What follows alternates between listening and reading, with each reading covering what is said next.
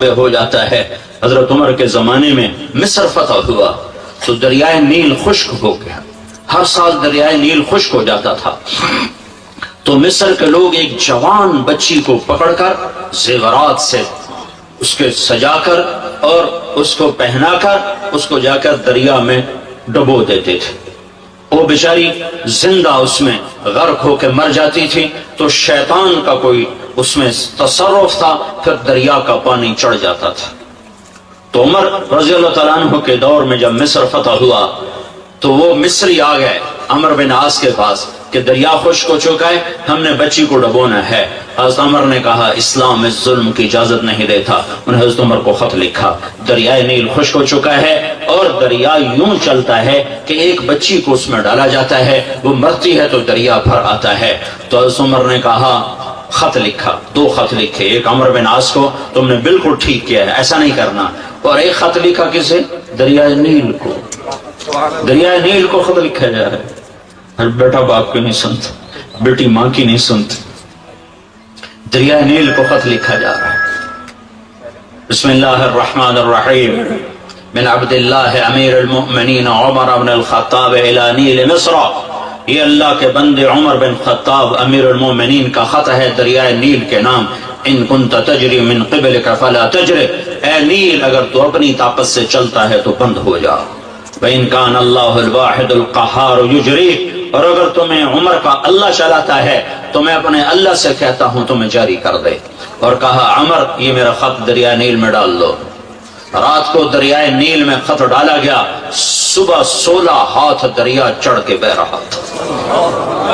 دوستی تھی، دوستی تھی، اللہ سے دوستی لگا لو، اللہ سے تعلق بنا لو، یہی سارے مسائل کا حل ہے، اور اللہ سے تعلق بننے کا ذریعہ ہے جناب رسول اللہ صلی اللہ علیہ وسلم کی مبارک زندگی، آپ کی سیرت، آپ کی صورت، آپ کے اخلاق، آپ کا کردار، آپ کا قول، آپ کا فعل، آپ کی حرکت، آپ کا سکون، آپ کا اٹھنا اور بیٹھنا، چلنا اور پھرنا، گھر کی زندگی، بازار کی زندگی، مسجد کی زندگی، اور زندگی کے ہر شعبے میں اپنے حبیب کو ساتھ لے لو، اس کو ساتھ لے لو تو میرا اللہ راضی ہے۔ میرے رب کا اعلان ہے یا محمد لو استفتحونی کل باب وجاؤنی من کل طریق لا افتح علیہم الا ان یکونوا وراءک، لاہور کی امت کو سنا دے، عورتوں مردوں کو سنا دے، جنہیں اللہ چاہیے، جنہیں اللہ چاہیے، جنہیں اللہ چاہیے، انہیں تیرے پیچھے چلنا پڑے گا، تیرے پیچھے نہ چلے تو میں نہیں ملوں گا۔ وہ ابو لہب چاچا کیوں نہ ہو، میں کہوں گا تبت یدا ابی لہب وتب، اور وہ غلام حبشی، کون غلام حبشی، کون بلال، وہ تیری مان جائے تیرا بن جائے، آہا ہا، میرے رب نے کیا کر کے دکھایا۔ مسجد نبوی کا مؤذن بنایا، سیدنا سید ابو لہب سید ہو کے پلیت ہو گیا، اور بلال حبشی ہو کے سید ہو گیا۔ میرے نبی نے کہا سلمان منا اہل البیت، سلمان فارسی کے بارے میں جھگڑا ہو گیا، مہاجرین کہنے لگے سلمان ہم میں سے ہے، اور مدینے والے کہنے لگے سلمان ہم میں سے ہے، یہ جھگڑا ہو گیا۔ خندق کی کھدائی ہو رہی ہے، اور مکے اور مدینے والوں میں زمین تقسیم کی جا رہی، یہاں یہ کھدائی کریں، یہاں یہ کھدائی کریں، یہاں یہ کھدائی کریں۔ تو اب انصار ادھر ہو گئے، مہاجرین ادھر ہو گئے۔ سلمان فارسی کون ہیں؟ نہ تو عربی ہیں، نہ مدنی ہیں، نہ مکی ہیں، لہٰذا کون ہیں بھائی؟ تو مکے والوں نے کہا ہم میں سے ہیں، ایران سے ہجرت کر کے آیا۔ مدینے والوں نے کہا ہم میں سے ہیں، اسلام سے پہلے آیا ہے، لہذا یہ مدنی ہے، وہ کہیں یہ مکی ہے، دونوں میں جھگڑا ہو گیا۔ فیصلہ عدالت نبوت میں گیا تو آپ نے فرمایا کیا دلائل ہیں؟ مکے والے یہ، مدینہ والے یہ، کہا میں فیصلہ کرتا ہوں سلمان منا اہل البیت، سلمان میرے اہل بیت میں سے ہے۔ اہل بیت وہ نہیں جو سید ہو کر پیدا ہوں، اہل بیت وہ ہیں جو نبی کے غلام ہوں۔ تو بلال سید بن گیا، ابو لہب پلیت بن گیا، مسجد نبوی کا مؤذن بنا۔ ظہر کی نماز 12 ربیع الاول 7 جون 633 عیسوی 11 ہجری اللہ کے نبی دنیا سے رخصت ہو چکے ہیں اور ظہر کی نماز کے لیے بلال چھت پہ چڑھے، جب کہا اشہد ان محمد تو روتے روتے روتے آواز بند ہو گئی اور اذان پوری نہ کر سکے اور دھوڑے مار کے رونے لگے، سارے مدینے والے رونے لگے۔ تو آپ اتر گئے اور کہا میں آج کے بعد قسم کھاتا ہوں کہ آج کے بعد میں اذان نہ دوں۔ اور پھر اللہ کے نبی کے تدفین کے بعد ابو بکر صدیق سے اجازت لے کر جہاد میں ملک شام چلے گئے۔ 6 مہینے لوٹ کے نہیں آئے، 6 مہینے گزرے، 1 لاکھ صحابہ نکلے ہوئے تھے جہاد میں، 1 لاکھ، کسی کو خواب نہیں آیا، صرف بلال کو خواب آیا۔ بلال، اللہ کے حبیب خواب میں، بلال یہ کیا بے وفائی، میرے شہر آنا ہی چھوڑ دیا۔ 6 مہینے گزرے ہیں، صحابہ 1 لاکھ کے قریب جہاد میں شام عراق میں جا چکے ہیں، خواب بلال کو آتا ہے، بلال یہ کیا بے وفائی، میرے شہر آنا ہی چھوڑ دیا۔ رات آنکھ کھلی، اونٹنی پہ سوار ہوئے، سوائے پیشاب اور نماز کے نہیں رکے، اور چل سو چل، چل سو چل، چل سو چل، چل سو چل، 7ویں دن مدینے پہنچے اور ان کو یہ یاد ہی نہیں رہا کہ اللہ کے نبی دنیا سے جا چکے ہیں۔ ویسا عشق سوار تھا اور ایسا وہ خواب دل و دماغ کے حاوی ہوا کہ یہ بھول ہی گئے کہ اللہ کے نبی دنیا سے جا چکے ہیں۔ مدینے میں داخل ہوتے ہی نعرے مارے، یا رسول اللہ میں آ گیا، یا رسول اللہ میں آ گیا۔ جب حجرہ مبارک پر پہنچے تو پھر یاد آیا، او ہو تو جدائیاں ہیں، جدائیاں ہیں۔ پھر بے قرار ہو کر اندر حجرے میں آئے اور چیخنے گئے، یا رسول اللہ میں تو آ گیا، آپ کہاں ہیں، میں تو آ گیا، آپ کہاں ہیں، اور قبر پر گرے اور قبر سے چمٹ کر روتے روتے روتے روتے خشی کی کیفیت طاری ہو گئی۔ نماز کا وقت آ گیا، مسجد ساری بھر گئی، سب کی تمنا کہ آج بلال اذان دے، اور کسی کو ہمت نہیں ہو رہی بلال سے بات کر، تو صحابہ نے حسن حسین کو استعمال کیا، امامین ہمامین،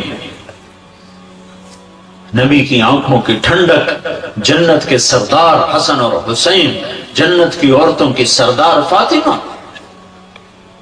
علی تجھے پتا ہے تیرا گھر کہاں ہے جنت میں؟ کہا جی نہیں، کہا جنت میں تیرا گھر میرے گھر کے سامنے ہے۔ تو دونوں کو صحابہ نے کہا حضرت آج بلال سے کہو اذان دے، اور یہ کسی کے کہنے پر نہیں دیں گے۔ حسین 6 سال کے، حسن 7 سال کے، یہ دونوں معصوم بچے آئے اور حضرت بلال کے سامنے کھڑے ہو گئے، کہنے کے چچا ایک درخواست کر، کہ میرے بچوں میری تو جان قربان ہے، کیا حکم ہے؟ درخواست نہ کو، حکم کو، کہ جیسے ہمارے نانا کے لیے اذان آج ہمارے لیے تھے۔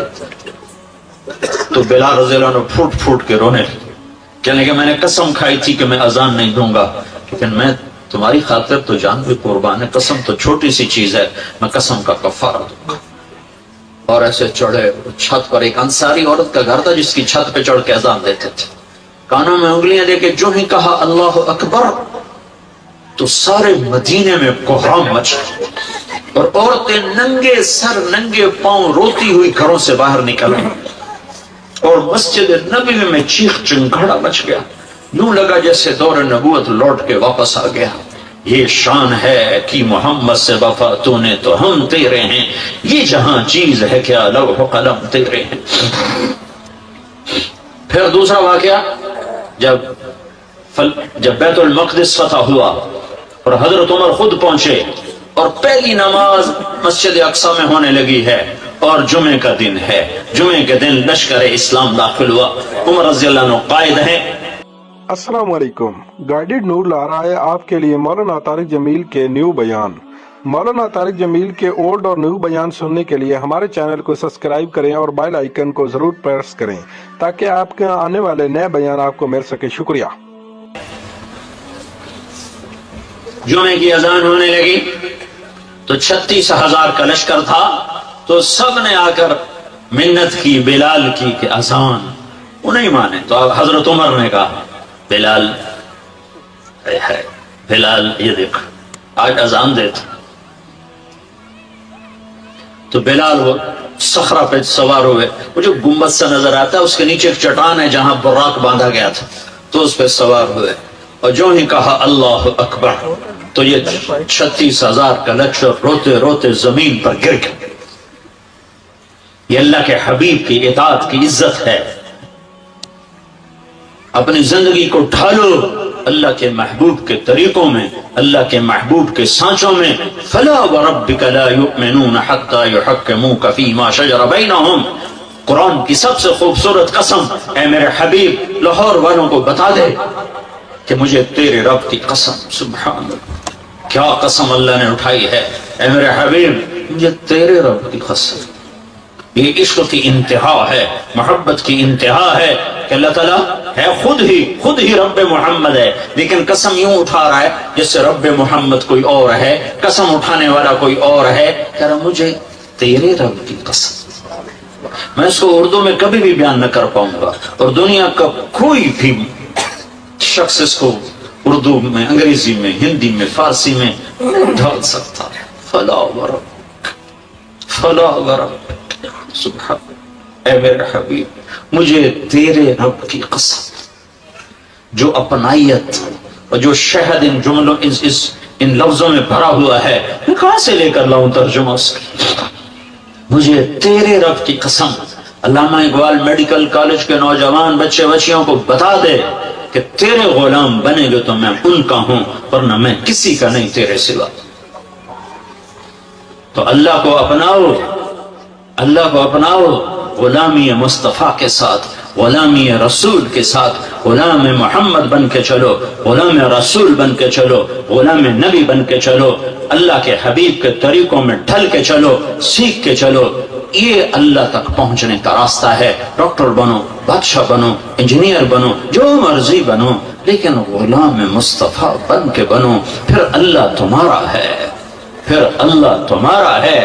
ساری کائنات اس نے اپنے حبیب کے قدموں پہ جھکا دی، اس کی ایک ایک ادا کو محفوظ کر دیا، اس کے ایک ایک طریقے کو محفوظ کر دیا۔ وہ دنیا اس سے بڑا محسن کوئی ہے تو دکھا دو، اس سے بڑا کوئی محسن ہے تو دکھا دو، اس سے بڑا کوئی عالی مقام ہے۔ مقام محمود انتظار میں ہے، کدھر ہے شفاعت کبریٰ انتظار میں ہے، کدھر ہے مقام وسیلہ انتظار میں ہے، کدھر ہے جنت کا جھنڈا کی چابی اس کے ہاتھ میں ہے، اللہ کا جھنڈا اس کے ہاتھ میں ہے، جنت کی چابی اس کے ہاتھ میں ہے، حوض کوثر موجیں مارتا ہوا اس کے انتظار میں ہے، جنت بن سنور کے اس کے انتظار میں ہے، اللہ کی رحمت کے در کھلنے کے لیے اس کی شفاعت کے انتظار میں ہے، جنت کے دروازے کھلنے کے لیے اس کی شفاعت کے انتظار میں ہیں، جنت کا دروازہ کھلنے کے لیے اس کے قدم مبارک کے پڑنے کے انتظار میں ہے۔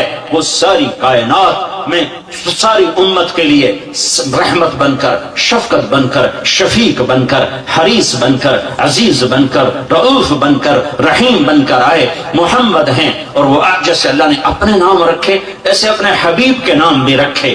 تو محمد، تو احمد، تو ماہی، تو حاشر، تو عاقب، تو فاتح، تو خاتم، تو ابو القاسم، تو طٰہٰ، تو یاسین، تو مجتبیٰ، تو مرتضیٰ، تو حامیم، تو مرتضیٰ، تو مجتبیٰ، تو مصطفیٰ، تو باطن، تو ظاہر، تو اول، تو آخر، تو شاہد، تو رشید، تو مبشر، تو نذیر، تو داعی الی اللہ، تو سراج منیر، تو مزمل، تو مدثر۔ مزمل اور مدثر میں جو لاڈ ہے، اللہ کی قسم لاکھوں کتابیں لکھ دو تو ایک لفظ کا مطلب ادا نہیں ہو سکتا۔ یا ایھا المزمل، یا ایھا المدثر، اوئے ہائے کیا محبت ہے۔ کبھی مزمل، کبھی مدثر، کبھی طٰہٰ، کبھی یاسین، کبھی مبشر، کبھی نذیر، کبھی داعی الی اللہ، کبھی سراج منیر، کبھی حامد، کبھی محمود، کبھی رشید، کبھی عاقب، کبھی فاتح، کبھی اجود، کبھی اکحل، کبھی احور، کبھی ابیض، کبھی اہدب، کبھی اعلم، کبھی انور، کبھی اشرف، کبھی اعز، کبھی اتم، کبھی اجل، کبھی اشرف، کبھی اجمل، کبھی احسن۔ کیا میں الفاظ لاؤں جو میرے نبی کے لیے میرے اللہ نے چن چن کے اس کی جھولی میں ڈالے۔ وَأَحْسَنَ مِنْكَ لَمْ تَرَ قَطُّ عَيْنِي، تیرے جیسا حسین میری آنکھ نے نہیں دیکھا. حسن ظاہر کے لیے حسن کا لفظ ہے. وَأَجْمَلَ مِنْكَ لَمْ تَلِدِ النِّسَاءُ تیرے جیسے جمال والا کسی ماں نے نہیں جنا. حسب نسب کی خوبصورتی کے لیے جمال ہے, شکل کی خوبصورتی کے لیے حسن ہے. تو میرے حسان نے کہا, میرے نبی کے شاعر نے کہا, تیرے جیسا حسین میری آنکھ نے نہیں دیکھا, تیرے جیسے حسب نسب والا کسی ماں نے نہیں جانا. تیرا نسب تو آدم تک تیرے رب نے محفوظ کر دیا. تو محمد بن عبداللہ بن عبد المطلب بن ہاشم بن عبد مناف بن قصی بن کلاب بن مرہ بن کعب بن لبی بن غالب بن فہر بن مالک بن نضر بن کنانہ بن خزیمہ بن مدرکہ بن الیاس بن مدر بن نزار بن معد بن عدنان بن اود بن حمیسہ بن سلامان بن عوس بن بوز بن قموال بن ابی بن عوام بن ناشد بن حزا بن بلداس بن یدلاف بن طابخ بن جاحم بن ناحش بن ماخي بن عيفي بن عبقر بن عبيد بن الدعاء بن حمدان بن سنبر بن يثربي بن يحزن بن يلحن بن إرعضى بن عيذي بن زيشان بن عيسر بن أقناط بن إيهام بن مقصر بن ناهث بن زاره بن سمي بن مزي بن عوض بن عرام بن قيدار بن إسماعيل بن إبراهيم بن آذر بن ناهور بن سروج بن رعوب بن فائش بن عابر بن أرفخشاد بن سام بن نوح بن لامك بن متوشاله بن إدريس بن يرد بن ملهلئيل بن قينان بن آنوش بن شيس وبن آدم عليه الصلاة والسلام. محمد رسول الله وأحسن منك لم تر قط عيني وأجمل منك لم تلد النساء خلقت مبرأ من كل عيب كأنك قد خلقت كما تشاء يا خير من دفنت في البقاء أعظمه فطاب من طيبهن القاع والأكم نفس الفداء لقبر أنت ساكنه فيه العفاف وفيه الجود والكرم أنت الشفيع الذي ترجى شفاعته على الصراط إذا ما زلت القدم وصاحباك لا أنساهما أبدا مني السلام عليكم ما جرى القلم نسيما جانب بطحا گذرکن سأحوالا محمد را خبرکن وبرئی جان مشتاقم دراجا فداء روضہ خیر البشر کن. یہ ہے محمد مصطفیٰ صلی اللہ علیہ وسلم. محمدی نظر آؤ, پنجابی نہ نظر آؤ, سندھی نہ نظر آؤ, بلوچی نہ نظر آؤ, پشتو نہ نظر آؤ, محمدی نظر آؤ, محمدی نظر آؤ. ہماری ایک پہچان ہے جو محمد مصطفیٰ صلی اللہ علیہ وسلم کی زندگی اور سیرت ہے. ایک عبادات ہیں جس میں نماز سب سے اعلیٰ ہے, جس میں روزہ اس کے بعد ہے, زکوٰۃ اس کے بعد ہے, حج اس کے بعد ہے. کہ جن پر فرض ہے حج وہ کرو, زکوٰۃ فرض ہے دو, روزہ فرض ہو گیا رکھو, نماز فرض ہے چھوڑو نہیں. دوسری چیز اخلاق ہیں جس میں ماں باپ سر فہرست ہیں کہ اپنے ماں باپ کو دعا لے کر جنت والے بن جاؤ. بدبخت ہے جس نے ماں باپ کو پایا اور جنت نہ لے سکا. میرے نبی کا فرمان, میرے نبی کی محبت اپنی ماں سے. آپ کی ماں کو فوت ہوئے 57 سال گزر چکے ہیں اور آپ 70,000 کا قافلہ لے کر ابوا کے مقام پر پہنچے ہوئے ہیں. مکہ کی طرف سفر ہے, آخری حج کا موقع ہے, اپریل کا مہینہ ہے, شدید دھوپ ہے, آپ نے احرام باندھا ہوا ہے, ننگے سر ہیں, آپ ماں کی قبر سے اوپر سے وہاں راستہ کوئی نہیں ہے, راستہ کوئی نہیں ہے. آپ خود ماں کی قبر کے اوپر سے گزرے ہیں. جب ماں کی قبر پر پہنچے تو آپ اونٹنی سے اتر گئے, اونٹنی سے اتر گئے اور ماں کی قبر کے سرانے دیکھو, آپ ایسے بیٹھے, گھٹنے اٹھائے, دونوں ہاتھ یہاں رکھے اور سر یوں دیا, جیسے چھوٹے بچے گھٹنوں میں سر دے کے ہوتے ہیں. میرا نبی ماں کی قبر پہ سر دے کے جو بیٹھا ہے, کئی گھنٹے ہچکیاں بندی رہی, ہچکیاں بندی رہیں, روتے رہے, روتے رہے. 57 سال کا منظر سامنے آ گیا کہ یہاں میری ماں نے مجھے چھوڑا تھا جب میں 6 سال کا تھا. میرے نبی صرف 6 سال کے تھے جب اس جنگل میں اللہ نے آپ کی ماں کو اٹھایا. سن 2000 میں میں قبر پر حاضری دے چکا ہوں. میری زندگی کا یادگار ترین سفر ہے حضرت آمنہ کی قبر کی زیارت. بیت اللہ کے اندر میں 2 دفعہ گیا, میری وہ کیفیت نہیں بنی جو ماں کی قبر پر میری کیفیت تھی. مجھے لگا جیسے ساری دنیا کی ماں سوئی پڑی ہے, ساری کائنات کی ماں سوئی پڑی ہے. اور میں 14 صدی پیچھے دیکھنے لگا, دھندلکوں میں دیکھنے لگا کہ یہاں میرا نبی 6 سال میں کیسا تڑپا ہوگا اور کیسا بلکا ہوگا اور کیسا رویا ہوگا, اور ماں ماں کہہ کر کیسے لاش کو جھنجھوڑا ہوگا, اور ماں ساکت اور لاجواب تھی. مرنے یہ میرا نبی پہلی موت دیکھ رہا ہے, موت پہلے دیکھی نہیں, اور پہلی ماں ہی کی موت, ماں کی موت. نہ باپ ہے, نہ بھائی ہے, نہ بہن ہے, اور ایسا جنگل ہے کہ سارے رشتہ دار مکے میں بیٹھے ہوئے ہیں. ایک خاتون نوکرانی ساتھ ہے, ام ایمن, تیسرا اور عزیز کوئی نہیں جس کے کندھے پر سر رکھ کے روتے. میں تو 40 سال کی عمر میں میری ماں مری, میں مدینے میں حج پر تھا, میں نہیں آ سکا, تو میں ڈھونڈتا تھا مجھے کوئی کندھا ملے جہاں سر رکھ کے رو سکوں.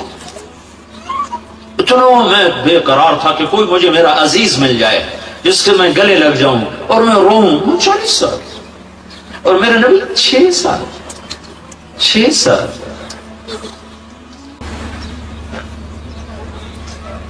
اور ماں نے دیکھا بچے کو, آخری نظر, آپ کی آنکھوں میں موٹے موٹے آنسو.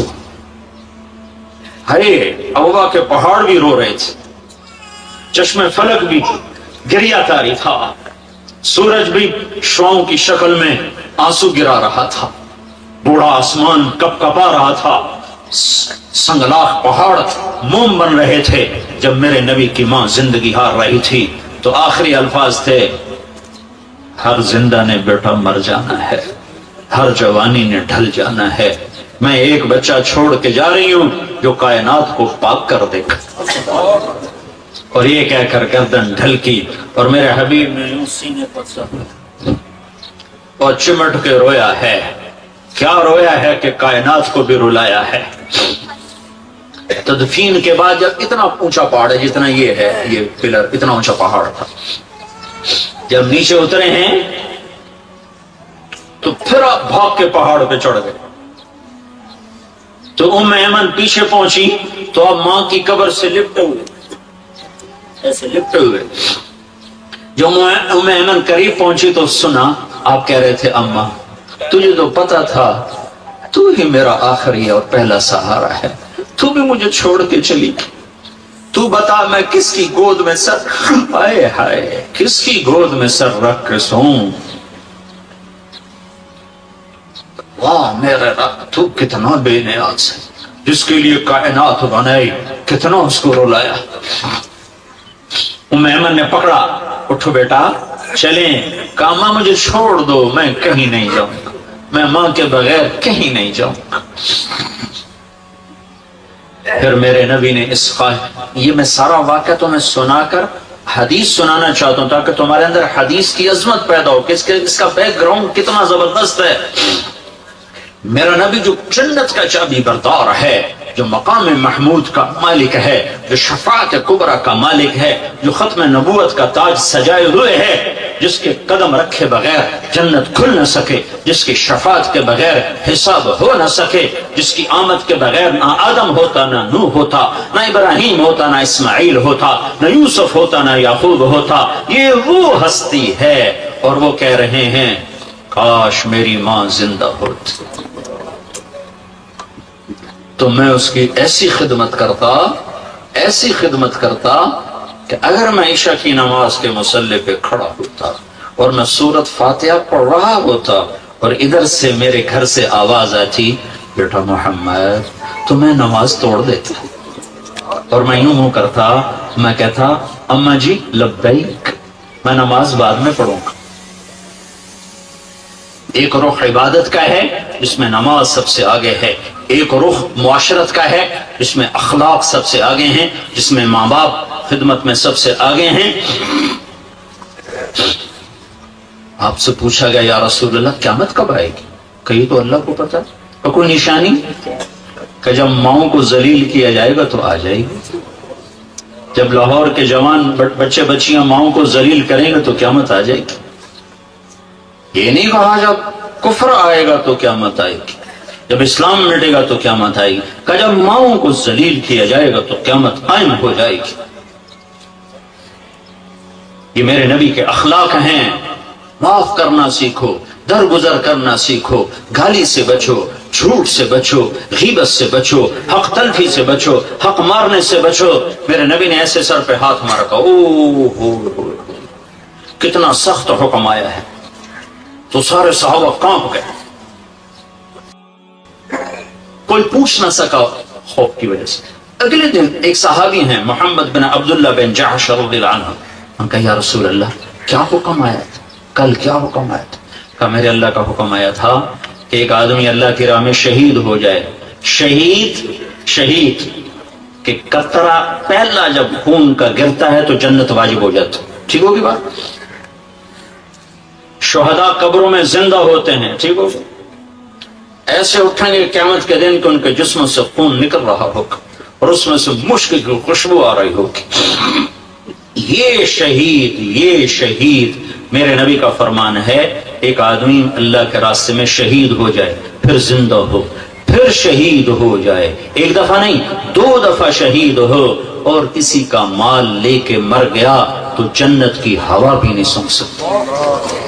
جب شہید جنت کی ہوا نہیں سونگھ سکتا تو یہ سارا لاہور جو لینڈ مافیا بنا ہوا ہے اور یہ سارے تاجر جو بددیانتی کو تجارت کہہ رہے ہیں اور کھوٹ کو، سود کو، ہیرا پھیری کو تجارت کہہ رہے ہیں اور یہ ساری افسر شاہی جو رشوت کو اپنا حق کہہ رہے ہیں، یہ اللہ کا سامنا کیسے کریں گے؟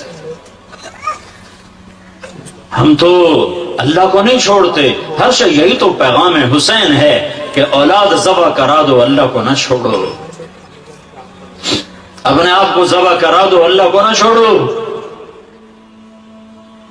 اہل بیت کے خون کا ایک قطرہ 7 زمین آسمان سے زیادہ قیمتی ہے. یہ تاجر کہتے ہیں بڑا گھر بنانا ہے، ڈیفنس میں 4 کنال کا گھر بنانا ہے. افسر کہتا ہے میں نے بچے کو ایچ کالج میں پڑھانا ہے تو میں پیسے کہاں سے لوں، میں نے مرنا ہی ہے. اور حسین کہتا ہے میرے عبداللہ کو ذبح نیزے پہ چڑھا دو، میں نے اللہ کو نہیں چھوڑنا ہے. جس کو میرے نبی نے سینے سے لگایا.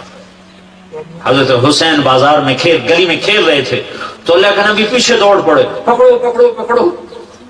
صحابہ کا پورا مجمع ساتھ ہے اور آپ آگے ان کے پیچھے پکڑو پکڑو پکڑو. تو حسین آگے آگے بھاگ رہے ہیں اور ہنس رہے ہیں، بھاگ رہے ہیں اور اللہ کے نبی آہستہ آہستہ پیچھے. زیادہ تیز نہیں نا. وہ حسین یوں سمجھ رہے تھے کہ آج تو میرا نانا مجھے پکڑ ہی نہیں سکتا، تو آپ پیچھے ہولے ہولے کر رہے تھے، وہ آگے بھاگ رہے تھے، ہنس رہے تھے. سارے صحابہ یہ منظر دیکھ رہے ہیں، 2 جہان کا سردار کیسے اپنے لاڈلے سے کھیل رہا ہے. تو کہا یہ پکڑا گیا اور پکڑ کے اٹھایا، تھوڑی چومی، ہونٹ چومے، ماتھا چوما، کہ حسین مجھ سے ہے میں اس سے ہوں. اور آج اس کا سر کٹا پڑا ہے. اور ابن زیاد ہاتھ میں چھڑی لے کر ہونٹوں پہ چھڑی ماری، پھر ماری، پھر ماری. تو حضرت انس کھڑے ہو گئے کہ بدبخت یہ چھڑی ادھر سے ہٹا، میں نے ان ہونٹوں پہ نبی کے ہونٹوں کو دیکھا، ان ہونٹوں کو نبی نے چھپا ہوا ہے. وہ ذبح ہو کے لاہور والوں کو پیغام دے رہا ہے. آج کے بدبخت غفلت میں ڈوبی ہوئی انسانیت، بخت ڈوب گیا، بخت ڈوب گیا. جب اللہ ناراض ہو گیا تو کون سی خوش بختی ہے، بخت ڈوب گیا. جب اللہ ناراض ہو گیا تو کون سی کامیابی ہے، ناکام ہو گئے. ساری دنیا دھوکے کا شکار ہو گئی. کہ ہٹا، میں نے ان ہونٹوں پہ نبی کے ہونٹوں کو لگتے دیکھا ہوا ہے. سارا گھر ذبح ہو گیا، 16 ذبح ہو گئے. معصوم عبداللہ کے بھی گلے کے تیر پار ہو گئے. تو اللہ کو ساتھ لے لو، اللہ کو ساتھ لے لو، اللہ کو ساتھ لے لو. اور اللہ ساتھ ہوتا ہے جناب رسول اللہ صلی اللہ علیہ وسلم کی مبارک زندگی اور ترتیب پر یہ کرو گے تو اللہ تمہارا ساتھی ہے. یہ نہیں کریں گے تو دنیا کا کوئی سیاسی طبقہ ہمیں اس بھٹی سے نہیں نکال سکتا، اس دلدل سے نہیں نکال سکتا. ہمارے حکمران تو ہے ہی نہیں، ان بیچاروں کے ہاتھ میں کچھ نہیں ہے. ہماری تقدیر کا مالک اللہ ہے، ہمارے بننے بگڑنے کا مالک اللہ ہے. وَلَوْ أَنَّ أَهْلَ الْقُرَىٰ آمَنُوا وَاتَّقَوْا لَفَتَحْنَا عَلَيْهِمْ بَرَكَاتٍ مِّنَ السَّمَاءِ وَالْأَرْضِ تم میری مان جاؤ، میں زمین آسمان کی برکتوں کے دروازے کھول دوں۔ میں حکمرانوں کو اس لیے دوش نہیں دیتا کہ حکمران، فوج، پولیس، افسر شاہی 15-20 لاکھ سے زیادہ نہیں ہیں، زیادہ چھلانگ مارو، یہ سارا مجمع 20 لاکھ کا ہوگا اور آبادی 15 کروڑ ہے، 20 لاکھ انتہائی بدترین ہوں اور باقی 15-14 کروڑ 60 لاکھ اگر نیک ہوں، رب ذوالجلال کی قسم یہاں دودھ اور شہد کی نہریں اللہ بہا دے۔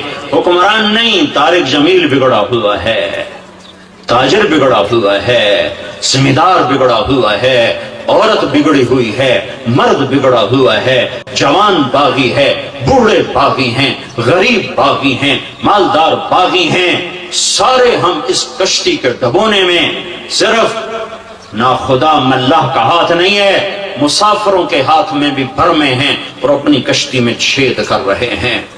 50-15 کروڑ میں 2-4 کروڑ بھی برے ہوں تو کچھ نہیں ہوتا، باقی اگر صحیح ہوں نہیں، ہم سب نافرمان ہو چکے ہیں۔ ہمیں اللہ کو منانے کی ضرورت ہے اور اللہ کو منانا اتنا آسان ہے۔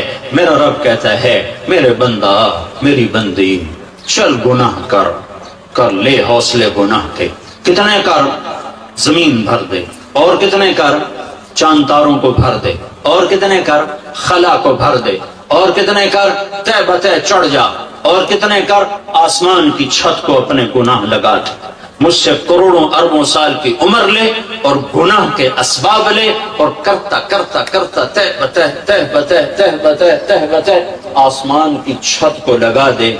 پھر ایک دفعہ، صرف ایک دفعہ یوں کہہ کے کہ یا اللہ معاف کر دے، تو میں سارے ہی معاف کر دوں۔ میں منتیں نہیں کرواؤں گا، ماں منتیں کرواتی ہے، باپ منتیں کرواتا ہے، میں نہیں کروں تو کہے گا یا اللہ معاف کر، میں کہوں گا جاؤ معاف کر دیا۔ تو میرے عزیزو، سب جوان بیٹھے ہو، آج توبہ کر کے اٹھو، تبلیغ میں وقت لگاؤ۔ تبلیغ اللہ رسول سے محبت کا بہت بڑا کام ہو رہا ہے۔ بڑے صدیوں کے بعد ایک کام ملا ہے جو فرقہ واریت سے پاک ہے، جو تعصب سے پاک ہے، جو طعن و تشنیع اور تنقید سے پاک ہے۔ اپنے رب سے صلح کرو، تبلیغ میں وقت لگاؤ، چاہے جب تمہیں چھٹیاں ہوں 4 مہینے لگاؤ، 40 دن لگاؤ، ہر مہینے 3 دن لگاؤ، لیکن ابھی یہ کئی ہزار نوجوان بیٹھے ہیں، سارے مرد عورت بچے بچیاں، آج توبہ کر کے اٹھو۔ یہ میرا سب سے مطالبہ ہے کہ آج تک اپنی مرضی کی گزاری، آج کے بعد اللہ کی مرضی کی گزاریں گے، تو نیت کرو کہ آج ہم نے توبہ کر کے اٹھنا ہے، ٹھیک ہے؟ نیت کرتے ہو؟ سارے کہو یا اللہ میری توبہ، پھر کہو یا اللہ میری توبہ، پھر کہو یا اللہ میری توبہ۔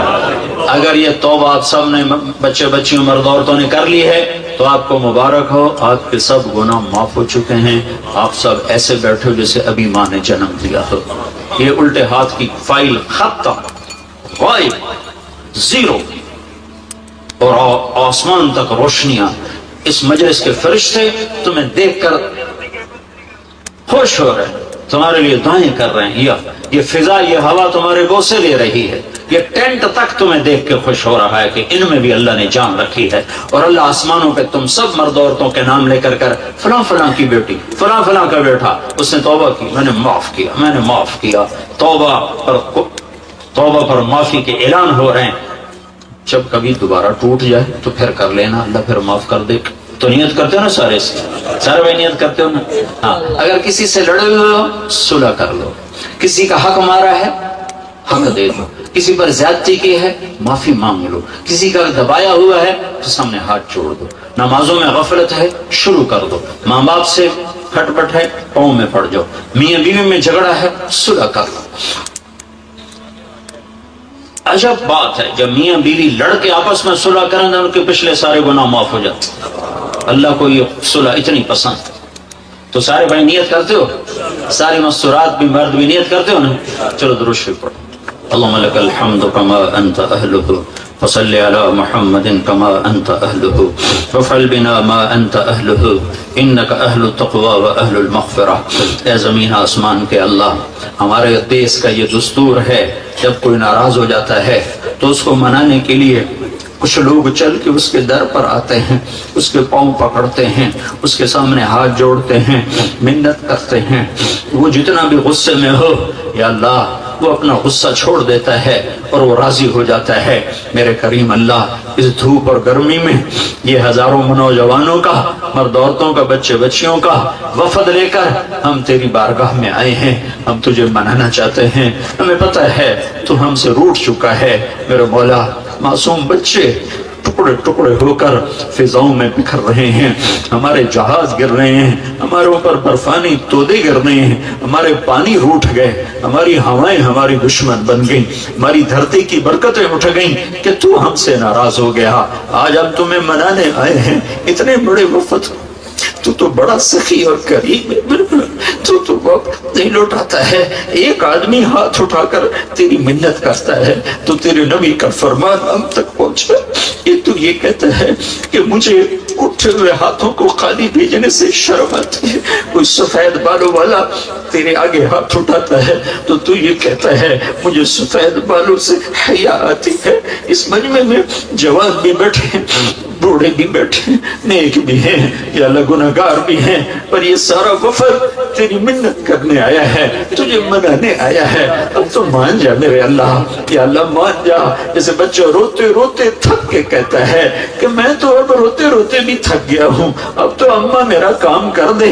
اے میرے رب، ہم بھی روتے روتے تھک گئے اور یا اللہ آنسو بہتے بہتے خشک ہو گئے۔ ہم اس یتیم کی طرح ہیں جو خود ہی روتا خود ہی چھوڑتا، اس یتیم کی طرف جس کے آنسو پوچھنے والا کوئی نہیں، ہم اس یتیم کی طرف جسے نہ ماں کی گود نصیب ہے نہ باپ کی چھاؤں نصیب ہے۔ آج تیری محبوب کی امت یتیم ہو چکی ہے، اس کے بچے ذبح ہو رہے ہیں، ان کی بیٹیوں کی عزتیں نیلام ہو رہی ہیں، ان کے ملکوں کے سودے ہو رہے ہیں، ان کی نسلوں کو بھیڑ بکری کی طرح ذبح کیا جا رہا ہے۔ تو آ جا نا یا اللہ، تو آ جا میرے مولا، تجھے مناتے ہیں، تو آ جا میرے آقا، ہماری مان لے میرے اللہ، تو کہہ دے میں آ رہا۔ اے کریم آقا، ساز خاموش ہے، فریاد سے معمور ہے، ہمارا روح زبان بن چکا ہے، ہمارے دکھ بوٹی بوٹی میں دکھ درد گھر کر چکے ہیں۔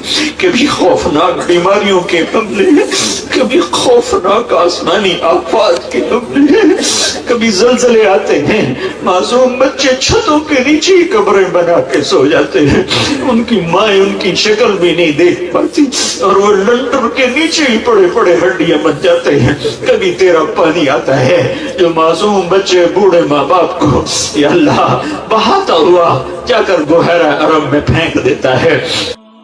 کبھی تیری ہوائیں چلتی ہیں، کبھی تیرا پانی آتا ہے، یہ سب تیری ناراضگی کی نشانیاں ہیں۔ اے کریم آقا، ہمیں گلہ نہیں ہے، ہمیں شکوہ نہیں ہے، اللہ تو ٹھیک کر رہا ہے، اللہ تو اس سے بھی زیادہ کرے تو تجھے حق حاصل ہے۔ ہم نے وہ سب کچھ کر دی ہے جو پہلی امتیں کرتی تھیں، تو نے کسی کو بندر بنایا، کسی کو خنزیر بنایا، کسی کو زمین میں دھنسایا، تو ہمیں بھی کر دے تو تجھے حق ہے۔ لیکن تجھے تیرے نبی کے ان آنسوؤں کا واسطہ جنہیں پوچھنے جبریل آیا کرتا تھا، ان آہوں کا واسطہ جو تیرے عرش کو ہلا دیتی تھی، ان فریادوں کا واسطہ جو تیرے فرشتوں کو رلا دیتی تھی، ان دعاؤں کا واسطہ جو احد پہاڑ کو پگھلا دیتی تھی، ان مصیبتوں کا واسطہ جو پہاڑوں کو ریت بنا دیتی تھی۔ تیرے ہمارے پاس کوئی عمل ہوتا ہم تجھے اس کا وسیلہ بناتے دیتے، ہم تو خالی جھولی لے کر آگے ہیں، جھولی بھی پھٹی ہوئی ہے، پھٹی ہوئی نہیں ہے، تار تار ہے۔ ہم وہ فقیر ہیں جس کا کشکول سوراخ دار ہے اور جس کی جھولی تار تار ہے، تو تیری آس لے کر آئے ہیں، تیری امید لے کر آئے ہیں۔ معافی کو پسند کرنے والے اللہ، آج کہہ دینا میں نے معاف کر دیا، اس ملک پہ رحم کر دے، اس ملک پہ رحم کر دے، اس کا نصیب اتنا کیوں سو گیا، اس کا نصیب اتنا کیوں ڈوب گیا، اس کے معصوم بچے اسٹیشنوں پہ تار تار ہو رہے، مسجدوں میں تار تار ہو رہے، معصوم بچہ بات پہ انگلی پکڑ کے جمعہ پڑھنے جا رہا ہے، واپسی پہ 2 بوٹیاں واپس آ رہی ہے، پوری دھرتی میں یہ نہیں ہو رہا، نہیں ہو رہا، یہ یہاں ہو رہا۔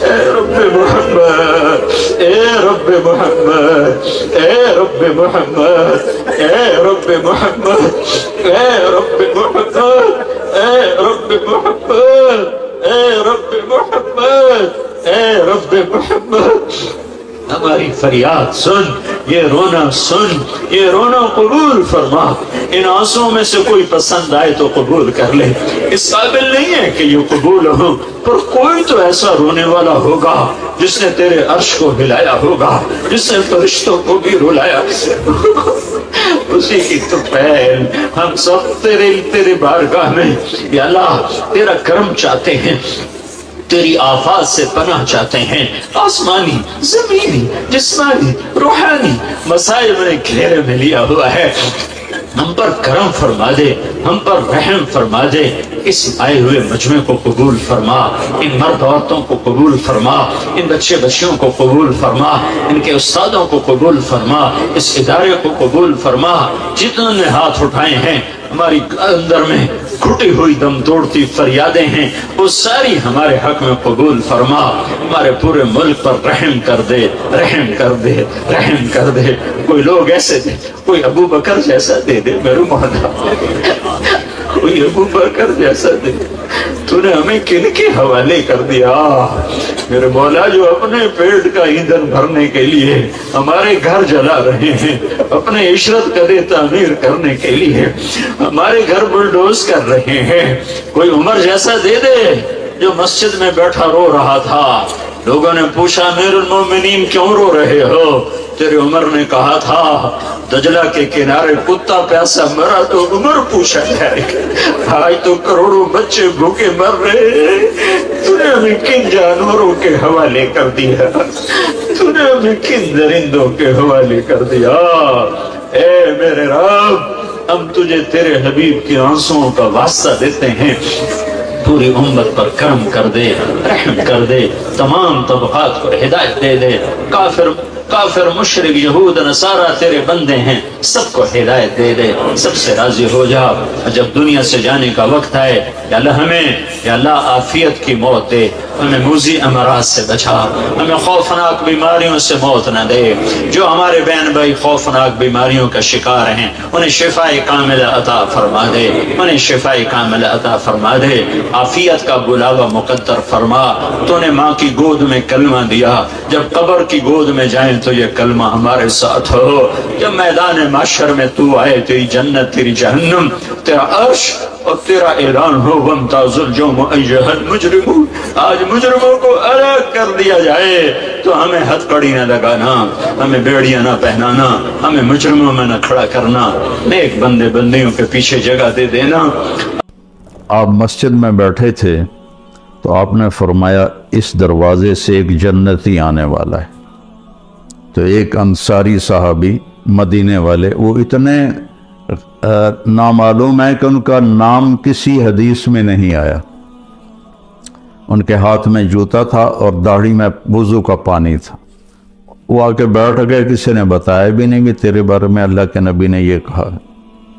اگلے دن آپ اسی مجلس میں تھے تو آپ نے فرمایا اس دروازے سے ایک جنتی آ رہا ہے، تو وہی صحابی جو کل آئے تھے اور اسی شکل میں جوتا ہاتھ میں، داڑھی کا وضو کے پانی سے وہ آ کے بیٹھ گئے۔ تیسرے دن آپ نے فرمایا اس دروازے سے ایک جنتی آ رہا ہے، پھر وہی صحابی۔ تو اس مجلس میں ایک صحابی ہیں جو 3 دن سے بیٹھ رہے تھے، ان کا نام ہے عبداللہ بن عامر۔